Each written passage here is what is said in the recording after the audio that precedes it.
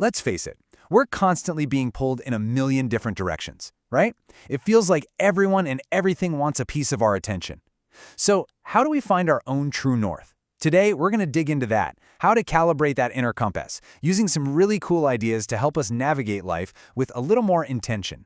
And it all starts with this. I mean, think about it. We have zero control over the big, messy, unpredictable future. The economy, world events, heck, even what's going to happen tomorrow, it's mostly out of our hands. But this next minute, right now, that is completely, totally ours. It's the one place we truly have power. Which brings us to the big question, doesn't it? So much of life is just reacting. Reacting to emails, to notifications, to what other people want from us. We're just being pulled along by the current. So how do we stop reacting and start acting? How do we get our hands back on the steering wheel? Well, the answer, as it turns out, isn't out there. It starts from the inside out. Before we can even think about steering the ship in the real world, we first have to get a handle on the wild, complex world inside our own heads. So, let's stick with this idea of an inner compass. Ideally, it points toward what you really value, toward your goals. But in the real world, it gets knocked off course all the time.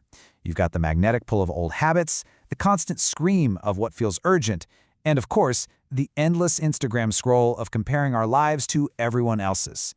It's a recipe for feeling super busy, but totally lost. Okay, now this is a really interesting idea that kind of flips a popular script. We're always told, just be your authentic self.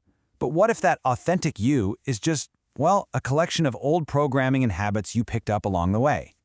The idea here is that real growth doesn't come from just accepting your defaults. It comes from consciously choosing who you want to be, your aspirational self, and then taking deliberate steps to become that person. Of course, trying to become that aspirational self is tough. You know what really holds us back? All the baggage from the past. All the should-haves and could-haves. And that's where this quote from Dr. Marshall Goldsmith is so important. The first step forward is to just let go. Forgive yourself for the paths you didn't take. It's not about making excuses. It's about cutting the anchor so you can actually sail forward. So how do we actually do this? Like in the next 60 seconds? It starts super small. In that 1 minute that's all yours. This is not about some huge life makeover. It's about tiny little microdoses of being intentional. Things you can do right now, like just stretching your neck, or looking at the sky without naming the clouds.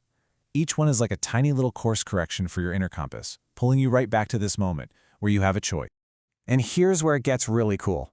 Once you start to get your inner world a little more calibrated, something amazing happens. It completely changes how you show up for other people. An internal reset always leads to an external one. Which brings us to our next section, the art of connection. Have you ever experienced this? It's called communication proximity bias. It's this weird paradox where the closer you are to someone, your partner, your best friend, your team, the worse you communicate. You use shortcuts, you don't finish sentences, you just assume they know what you mean. We think we're on the same page, but that very familiarity can actually create huge misunderstandings. So how do we get better at this? Well, here's a really powerful framework called the Trinity method. Instead of just seeing someone as one thing, you look at them through 3 different lenses. First, you see the person. Who are they as an individual? What do they care about? Then you see the role they're in. What are the expectations of their job? And finally, you see the context. What's the bigger picture they're operating in? It's a game changer for giving feedback that actually lands. But here's the twist. Before you even think about using this method on someone else, you have to turn it on yourself. Seriously, when you take the time to really understand your own aspirations as a person, the pressures of your role and the demands of your context, something shifts. Your tendency to judge other people just kind of melts away and gets replaced by real curiosity. Of course, connection is impossible if your own emotions are hijacking you. We all have those moments. When a big feeling like anger or frustration hits, our first instinct is usually to either explode or stuff it down. This is a much better way. It's the NAS approach. First, N, name it. Just say to yourself, okay, this is anger. Second, A, appreciate it. Realize it's not bad, it's just a signal that something you care about is being threatened. And finally, S, stay with it. Just let the feeling be there for a second without trying to fix it. That little pause, that's where you get your power back. It's the space you need to choose how to respond. So once you get better at managing your inner world and your connections with others, you've built the foundation for the next level. Leading people, especially when nobody has a clue what's coming next.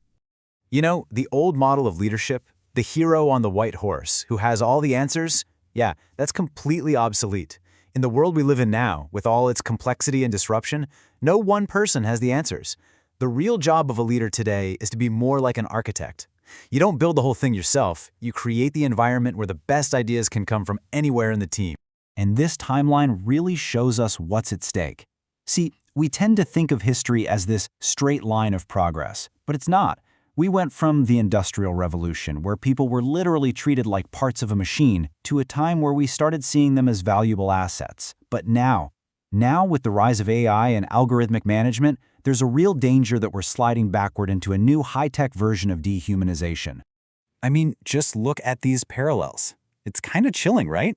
The old stopwatch studies to measure every little movement, that's not so different from today's keystroke analytics. The idea of workers as interchangeable cogs, that has echoes in the instability of the gig economy. It really makes you wonder, are we just using fancy new tech to make the same old mistakes? So what's the way out? The path forward requires us to make some very deliberate choices. It means using AI to help people, to augment our abilities, not just to monitor and control us.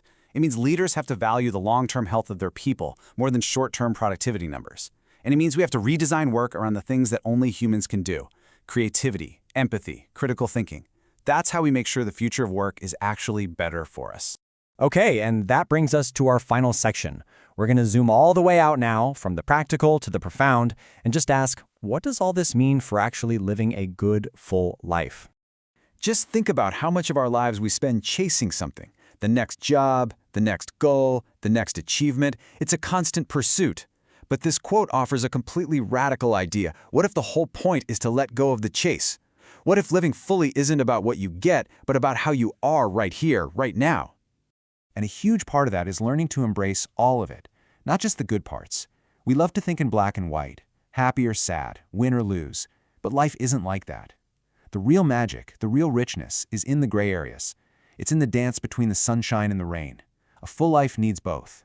This leads to a final, really powerful thought.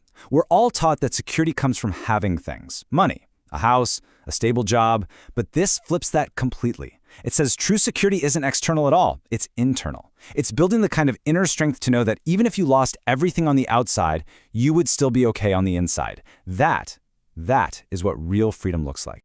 So we end here. In this messy, complicated world, there isn't a map waiting for us to follow. We can't wait until we have it all figured out before we start moving. In fact, it's the moving, the walking, that creates the path.